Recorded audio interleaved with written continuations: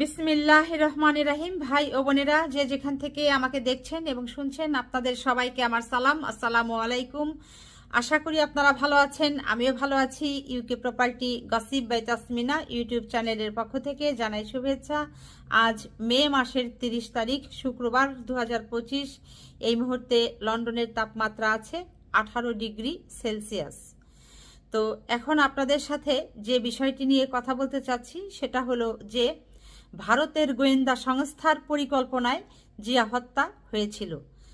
তবে আজকে এই ভিডিওতে কথা শুরু করবার শুরুতেই বাংলাদেশের বড় একটি রাজনৈতিক দল, বাংলাদেশ জাতীয়তাবাদী দল বিএনপির মহান নেতা শহীদ প্রেসিডেন্ট জিয়াউর রহমানের 44তম শাহাদত বার্ষিকী আজ, তার প্রতি আমি শ্রদ্ধা জানাচ্ছি।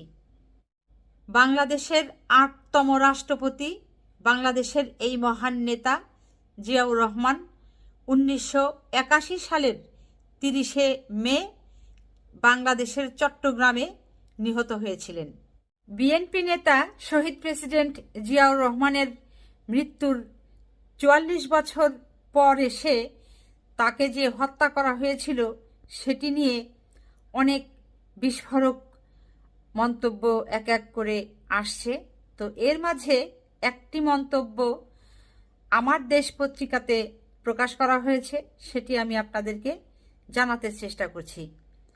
বিএনপির প্রতিষ্ঠাতা ও সাবেক রাষ্ট্রপতি জিয়াউর রহমানকে প্রতিবেশী দেশের ছকে হত্যা করা হয় বলে বিস্ফোরক দাবি করেছেন চট্টগ্রামের তৎকালীন যুবনেতা একরামুল করিম। তিনি বলেন, হত্যাকাণ্ডের পরিকল্পনা তৈরি করেছিল ভারতের গোয়েন্দা সংস্থা রিসার্চ অ্যান্ড অ্যানালাইসিস উইংস র।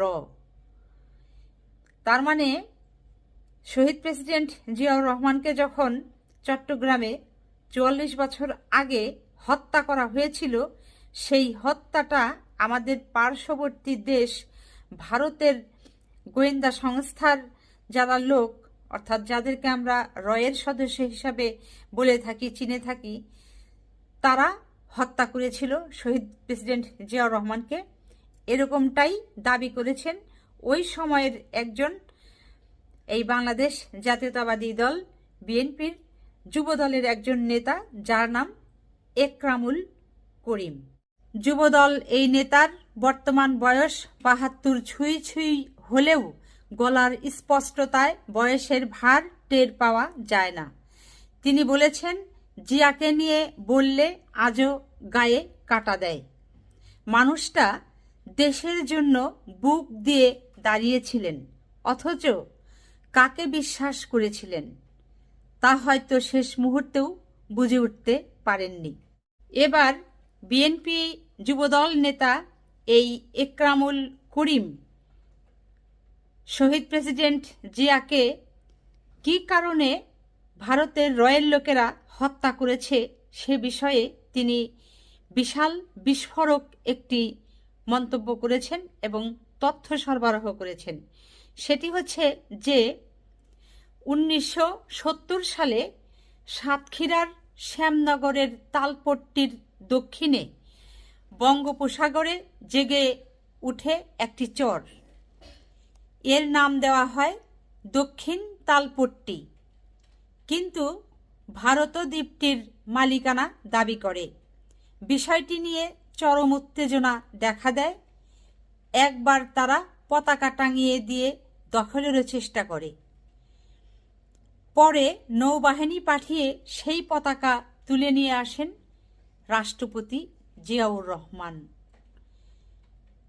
এছাড়া দক্ষিণ তালপট্টির বিষয়ে বিদেশ সফরে ভারতকে স্পষ্ট বার্তা দেন তিনি।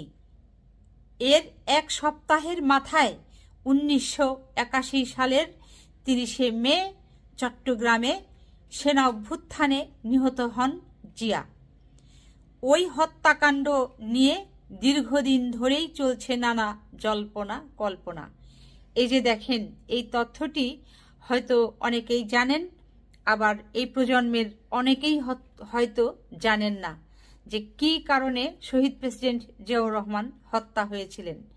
এই যে বাংলাদেশের সাতক্ষীরা জেলায় শ্যামনগর তালপট্টি এলাকাতে যে একটি চর জেগে উঠেছিল, সেই চরের অবস্থানটা ছিল বাংলাদেশের ভৌগোলিক সীমারেখার ভেতরে, অথচ সেই চর দখলের জন্য ভারত দৌড়ে এসে সেখানে তাদের ভারতীয় পতাকা উত্তোলন করে দেয়।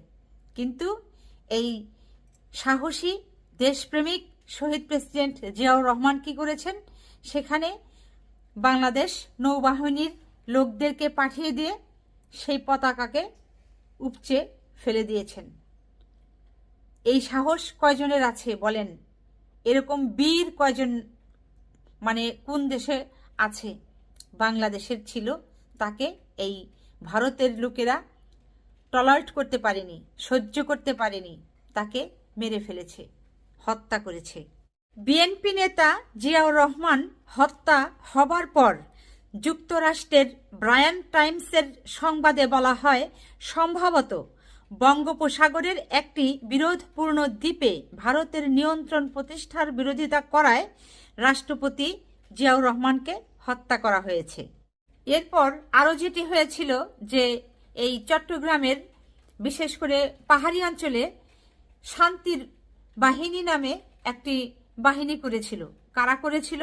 এই ভারতের রয়ের সদস্যদের সহায়তায় এটি হয়েছিল এবং তারা যেটি করলো, সারা বাংলাদেশে একটি অরাজকতা সৃষ্টি করার মানুষে অগ্রসর হতেছিল।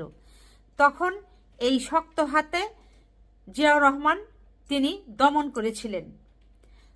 এবং এরপর ওই যে দেখেন যেটি বলা হয়েছে প্রথমেই, যে সাতক্ষীরার ওখানে বঙ্গোপসাগরের বুকে জেগে ওঠা নতুন আরেকটি চর দ্বীপকে ভারত দখল করে নিতে চেয়েছিল। তো সব কিছুতেই জিয়াউর রহমান বাধা হয়ে দাঁড়িয়েছিল। বিধায় এই ভারত তখন চিন্তা করলো যে ভারতের যে প্রতিবন্ধকতা সেটি হচ্ছে এই জিয়াউর রহমান, কাজেই তাকে শেষ করতে হবে। তখন ইন্দিরা গান্ধীর সহায়তায়, তার দলের নেতাদের সহায়তায় বাংলাদেশে এই সদস্যদের মাধ্যমে জিয়াউর রহমানকে হত্যা করা হয়েছিল। এটি হচ্ছে মূল বিষয়। এবং যে কথাগুলো এখন বললাম, এই কথাগুলোই ভারত ভিত্তিক যে একটি পত্রিকা আছে ম্যাগাজিন দ্য সানডে, সেটিতেও এই কথাগুলো একটা সময় প্রকাশ করা হয়েছিল। তো যা হোক, সবশেষে যে কথাটি বলতে চাচ্ছি যে এই দক্ষিণ তালপট্টি কি, হয়তো বর্তমান যে প্রজন্ম আছে তারা হয়তো জানেন না। তারা আজ জানলেন যে দক্ষিণ তালপট্টি হচ্ছে বাংলাদেশের সাতক্ষীরা জেলায় বঙ্গোপসাগরে জেগে ওঠা একটি দ্বীপ, যে দ্বীপ ভারত দখল করে নিতে চেয়েছিল গায়ের জোর দেখিয়ে, কিন্তু সেটি জিয়াউর রহমান নিতে দেয়নি।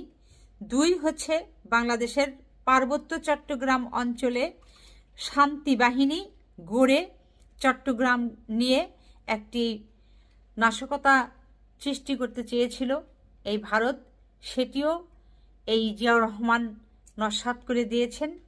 যে কারণেই ভারতের চক্ষুশূল হয়ে গিয়েছিলেন এই জিয়াউর রহমান। আর সবশেষে তার জীবনটা দিতে হলো দেশকে ভালোবেসে, বাংলাদেশের মানুষকে ভালোবেসে। তো সবাই ভালো থাকবেন, সুস্থ থাকবেন এবং আমার জন্য দোয়া করবেন। আমার এই চ্যানেলটিতে লাইক, কমেন্ট, শেয়ার এবং সাবস্ক্রাইব করবেন। আসসালামু আলাইকুম, আল্লাহ হাফিজ।